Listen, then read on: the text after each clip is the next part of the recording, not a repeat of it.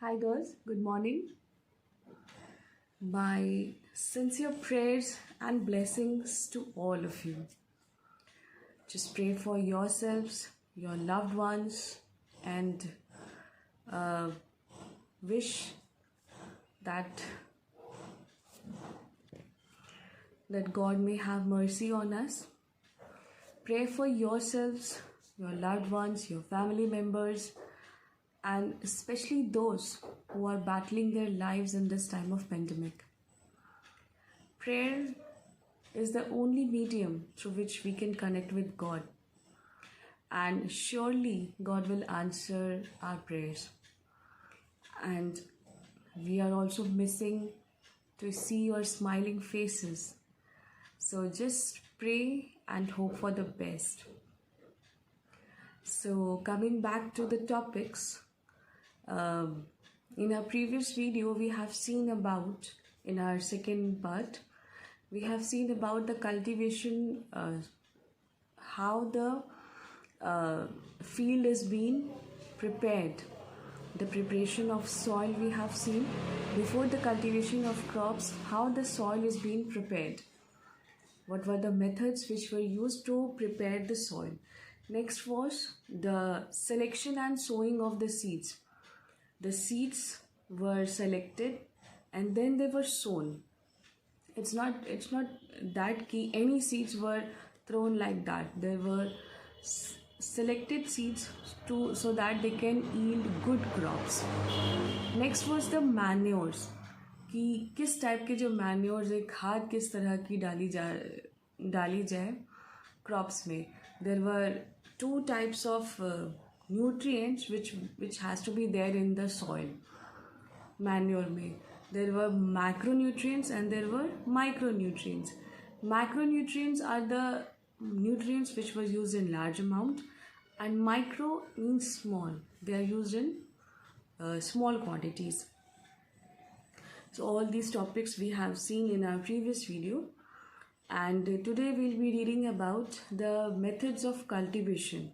What are the methods which are implemented for the growing of the crops? There are two types of methods. One is the traditional method and one is the modern method. Traditional method means the olden methods. Those olden methods are not used nowadays, as it's requires a very means a lot of hard work is required with that traditional methods. So as modern agriculture is there, time has changed, so the farmers are using new methods of cultivation also. Okay, so we'll be reading all these methods today. So let's continue with that. Yes, girls, now we let's continue with the topics. So the first method is the method of cultivation, that is सिंचाई के तरीके में. The first method is the fallowing.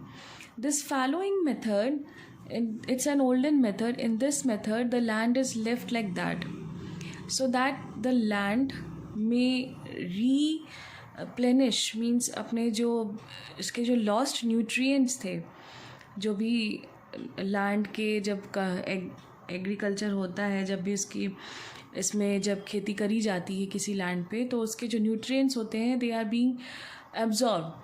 So sometimes the land is left like that 1 season or 2 season, so that it can regrow or it can replenish its lost nutrients. ताकि वो जो किसी ज़मीन को ऐसे ही छोड़ दिया जाता है ताकि उसके जितने भी न्यूट्रिएंट्स थे जो कि एब्जॉर्ब हो चुके हैं, जो कि यूज़ हो चुके हैं, ख़त्म हो चुके हैं उस लैंड में से, तो वो जितने भी न्यूट्रिएंट्स उसके ख़त्म हो चुके हैं, वो लैंड अपने न्यूट्रिएंट्स को दोबारा से अपनी उर्वरता शक्ति को दोबारा से वो गेन कर सके, वापस पा सके. ठीक है, तो इसलिए कहीं कहीं पे कुछ लैंड्स को ऐसे ही छोड़ दिया जाता है बैरन, so that 1 season or 2 season when it gets proper rainfall, it replenish its all the nutrients which was absorbed or which was used earlier.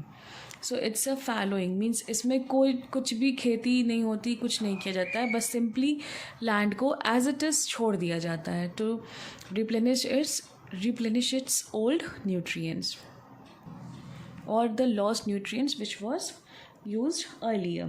ठीक है, but nowadays as the population is increasing, so due to this method is not used much nowadays, because already due to increase in population, there is not much land left for the farmers.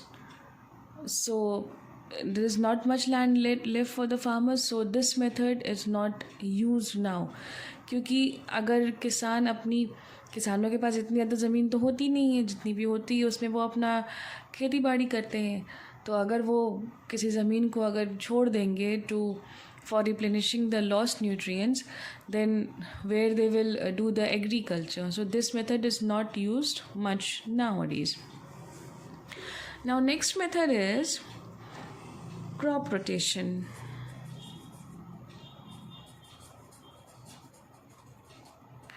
Crop rotation in Hindi it's called as fasal chakra. See, crop rotation is what it's a method in which once a crop is grown in some of the field, and when it is harvested, the other time different crops are grown. See, suppose in a field one time suppose wheat or rice has been grown in some field. ठीक है, whatever nutrients are used by the rice and wheat for their growth, like nitrogen and all, they are being used most for the growth of the rice and wheat plants. So the nitrogen which was present in the soil is utilized.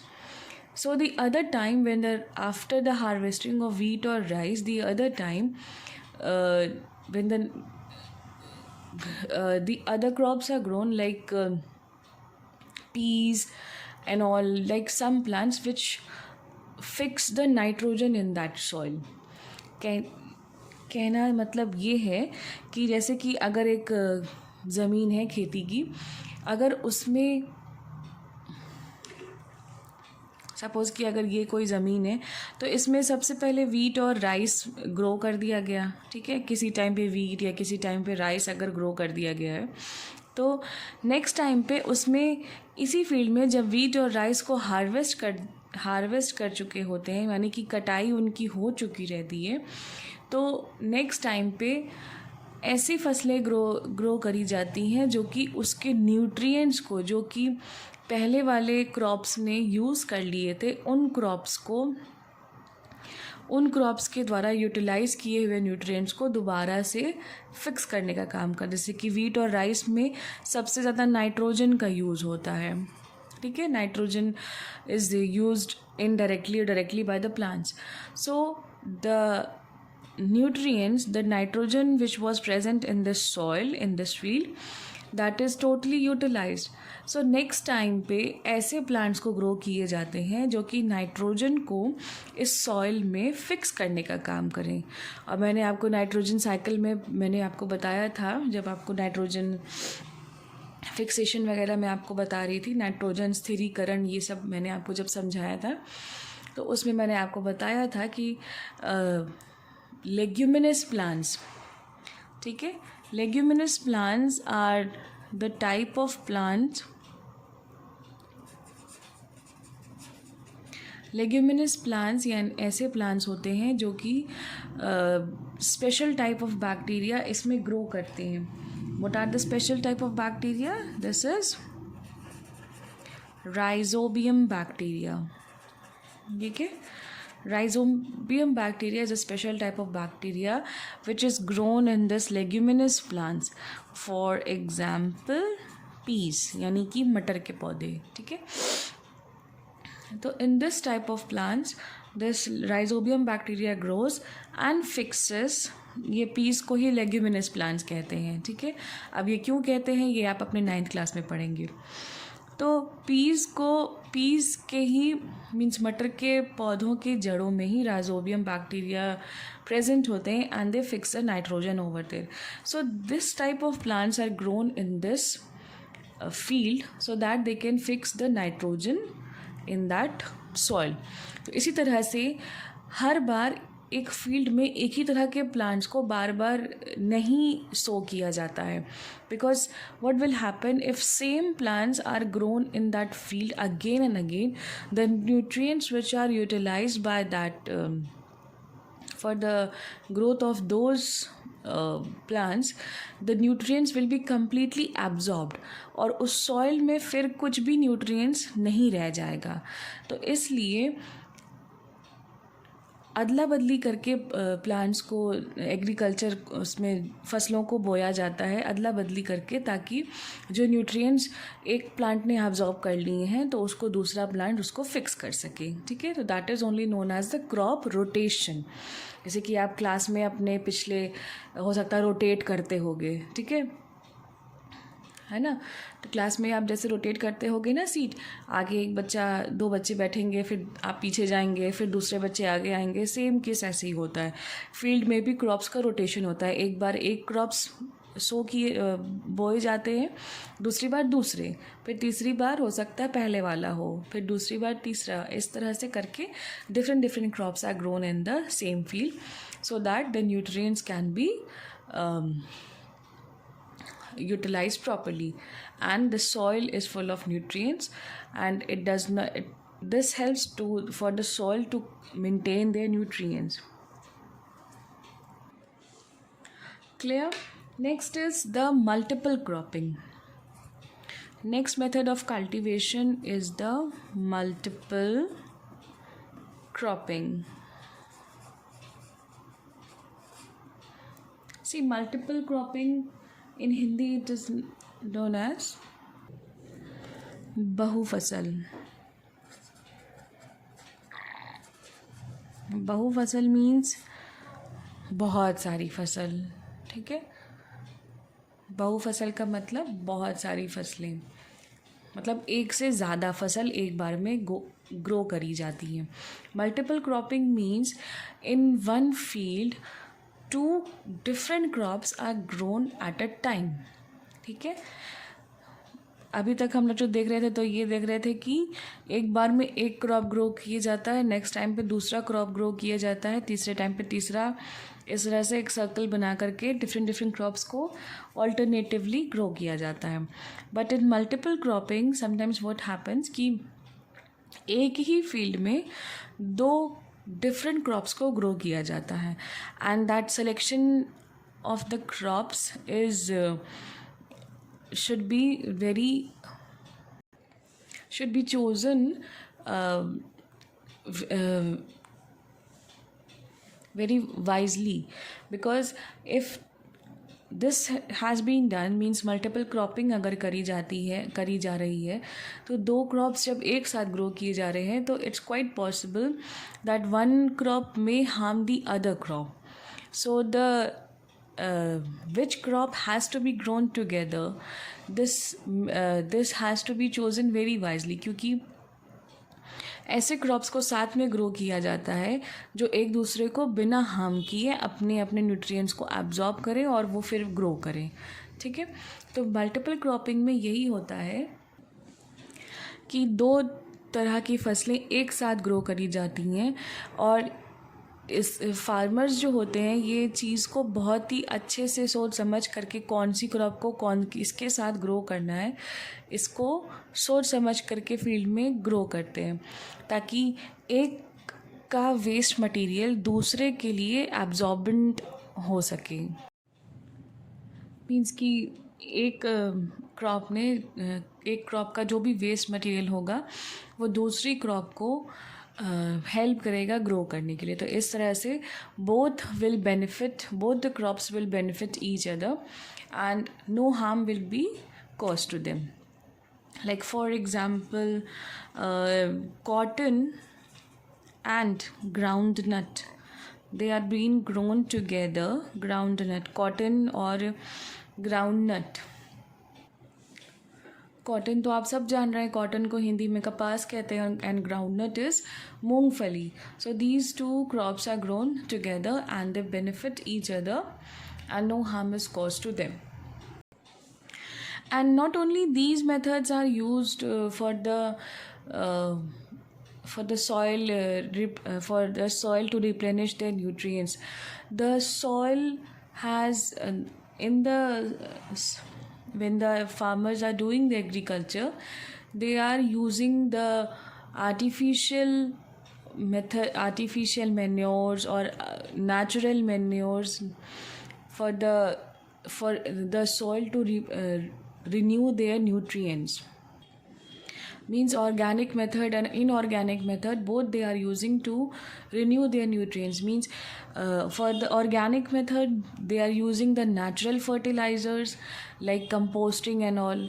Composting is the natural fertilizers which is prepared by the cow dung and not only the cow dung but the waste materials and all, the natural fertilizers. And the inorganic method, इसमें artificial fertilizers use करते हैं, like phosphorus है, and then potassium is there, potash is there. So all these are being the chemical fertilizers which are also put in the soil to enhance their nutrients or to renew their nutrients. ठीक है, तो ये सिर्फ इन्हीं method से soil की nutrients जो होती है वो अच्छी नहीं हो जाती है, बल्कि फार्मर्स जो हैं अलग से खेतों में मैन्योर वगैरह डालते हैं, खाद वगैरह डालते हैं, आर्टिफिशियल खाद वगैरह डालते हैं, ताकि सॉइल की जो भी उर्वरा शक्ति है, मीन्स उसकी जो फर्टिलिटी है वो और अच्छी हो जाए. ठीक है. Next topic is irrigation, that is सिंचाई. सी most part of the world, they do not receive the proper rainfall. So for this, what they do, the farmers, they use the artificial methods to water their lands for the proper growth of the plants. Like they draw the water from the lakes, rivers, or artificially they use the electric pumps और pipes. इस तरह से उसको करके pipes वगैरह के through या नदियों से या डैम्स से पानी ले करके खेतों में डालते हैं, ताकि उनके जो प्लांट्स हैं they are grown properly. And if sometimes in some areas the rainfall is quite good, so they don't use such kinds of methods. But if in case the rainfall is not there, they have to use artificial methods to water their fields. कब कब पानी उन्हें मिलना चाहिए, खेतों को किस तरह से मिलना चाहिए, कितने अमाउंट में मिलना चाहिए. कहीं कभी ऐसा होता है कि बहुत ज़्यादा पानी हो जाता है, तो it's not good for the plants also, for the crops also. So there when the irrigation is done, मतलब जब आर्टिफिशियली सिंचाई करी जाती है खेतों में पानी की, तो ये ध्यान रखना चाहिए कि उनका ड्रेनेज भी प्रॉपर हो, ताकि जितना पानी खेतों में चाहिए क्रॉप्स को उतना ही पानी उन्हें मिले, बाकी सब ड्रेन हो करके इधर उधर एब्जॉर्ब हो जाए, ताकि फसल को ज़्यादा पानी से नुकसान ना हो. ठीक है. अगर कभी कभी रेनफॉल भी हो जाती है, तो the water is properly absorbed और ड्रेन. अगर ये ड्रेनेज की सुविधा सिस्टम प्रॉपर नहीं बना रहेगा, ताकि पानी जो है जितना क्रॉप्स में एब्जॉर्ब होना है हो जाए, बाकी पानी जो है वो बह जाए. अगर नहीं होगा तो ये वाटर लॉगिंग कर सकता है, एंड वाटर लॉगिंग से सॉइल इरोजन हो सकता है, सॉइल ख़राब हो सकते हैं. They are been eroded with the water, they can be eroded with the water, and so on. Many problems can be there. So everything has to be maintained properly. Now our next is the traditional method of irrigation, यानी कि पुराने ज़माने में सिंचाई के क्या तरीके होते थे. तो सबसे पहला था राहत इरीगेशन, और देन था मोट इरीगेशन. ठीक है. राहत सिंचाई के तरीके थे, और फिर मोट भी एक तरह का सिंचाई का तरीका था. इसमें क्या होता था, राहत में अगर इंग्लिश मीडियम के बच्चों के पास बुक है तो you can see your diagram is given on page number 8. There is a diagram given of Rahat irrigation. What is done in that Rahat irrigation? एक सेंटर में एक व्हील लगा रहता था, ठीक है. एक इस तरह से व्हील लगा रहता था और इस पे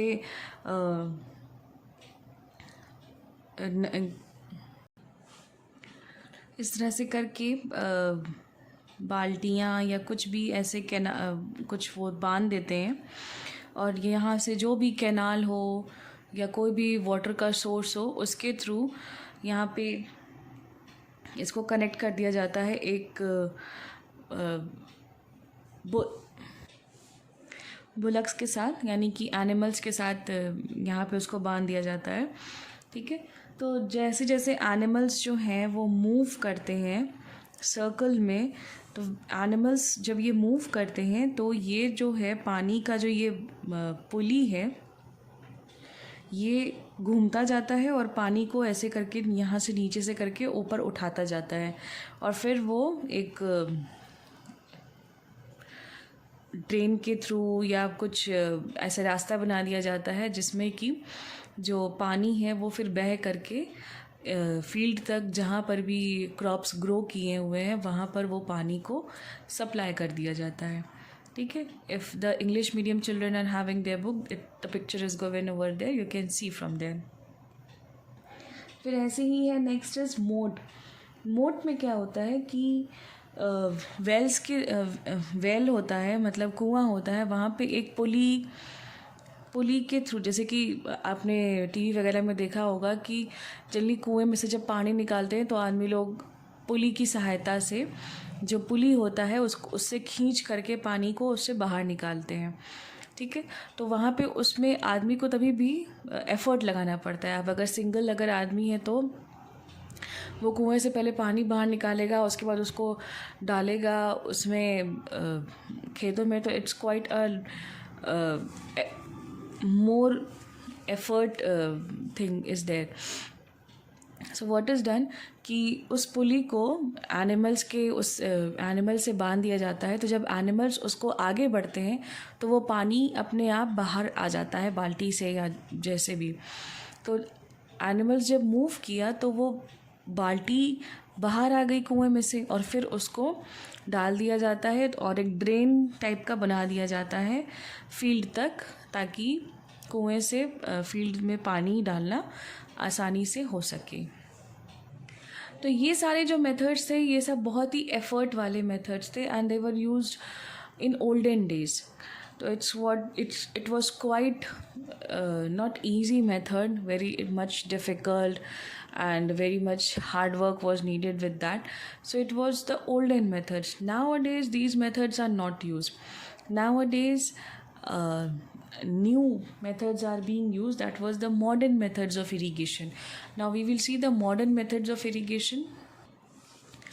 Now what are the modern methods of irrigation? सिंचाई के नए तरीके. These are the modern methods which are used nowadays. The first is the sprinkler irrigation, छिड़काव सिंचाई. ये एक ऐसा मेथड है, it's a modern method in which water is spread, means उसको स्प्रे कर दिया जाता है, ठीक है, या पाइप के थ्रू या पंपिंग के थ्रू, पम्प्स के थ्रू या पाइप्स के थ्रू उसको स्प्रिंकल कर दिया जाता है. जैसे कि अगर आप अपने घरों में अगर या कहीं आपने देखा होगा, अगर आपके घरों में भी अगर गार्डन अच्छा सा है तो अगर आप ज़रूर पानी डालते होंगे पेड़ पौधों में, तो sometimes it's not necessary to water each and every plant. So आप क्या करते हैं, पाइप पर ऐसे थंब या फिंगर रख के आप ऐसे ऐसे स्प्रिंकल कर देते हैं पाइप से पानी को. तो स्प्रिंकल करने से क्या होता है, all the plants get enough water for that. It's not possible to water each and every plant. So for that, what you can do, you can put a thumb and you can spray the water in everywhere, and this is how the each and every plant will get equal amount of water. ठीक है, इस तरह से water conserve भी हो सकता है and there is a uniform all the plants will get the uniform supply of water. This is quite good also and saves much water also. ठीक है, तो स्प्रिंकल कर दिया जाता है. तो इन यही same method this is used in by the farmers also by the pumps and all. जो स्प्रिंकलर्स होते हैं वो एक जगह अटैच रहते हैं एंड वहाँ से वो पंप मोटर्स या जैसे कि अटैच रहते हैं पाइप्स के थ्रू, तो वो सारे डायरेक्शन में, हर डायरेक्शन में पानी को स्प्रिंकल कर देते हैं, मींस छिड़काव कर देते हैं. तो वो जितने भी क्रॉप्स होते हैं they get equal amount of water. So this is one of the method. Next is the drip irrigation method. Drip irrigation you might have already studied in your previous classes. Drip irrigation में एक लंबी, this is quite effective method, means expensive method है. ठीक है, ये expensive method है but it saves lot of water. इससे water logging भी नहीं होती है और वाटर कंजर्वेशन भी बहुत अच्छे से होता है. एक लंबी सी पाइप पास करा दी जाती है पूरी एग्रीकल्चर फील्ड में एंड उस पाइप्स को उसी जगह पे होल्स किए जाते हैं जहाँ पर भी प्लांट्स होते हैं. तो वो पाइप्स जो होते हैं वो डायरेक्टली प्लांट्स के रूट्स में ही वाटर उसमें ड्रिप होता है. ड्रिप बाय ड्रिप प्लांट्स में वाटर मिलता है एंड रूट्स एब्जॉर्ब कर पाते हैं वाटर को. ठीक है, ड्रिप बाय जब पानी का फ्लो कराया जाता है तो जो पाइप्स जहाँ पर भी प्लांट्स का है उसी के पास एकदम रूट्स पर ही पाइप्स के थ्रू पानी ड्रिप बाय ड्रिप उनको रूट्स के थ्रू उनको मिल जाता है. ठीक है, this is quite expensive method and it saves a lot of water. इससे वाटर लॉगिंग नहीं होती है but it's quite a little expensive method. Okay, our next topic is weeding, means खरपतवार. Weeding is the removal of unwanted plants. All these things, this topic we will be continuing in our next video, and I hope so you have understood all the topics which I have taught you today. If any query, you can ask me either when we will have the Google Meet, or you can comment in the comment box and then you can ask. Okay, till then, take care, have a nice day.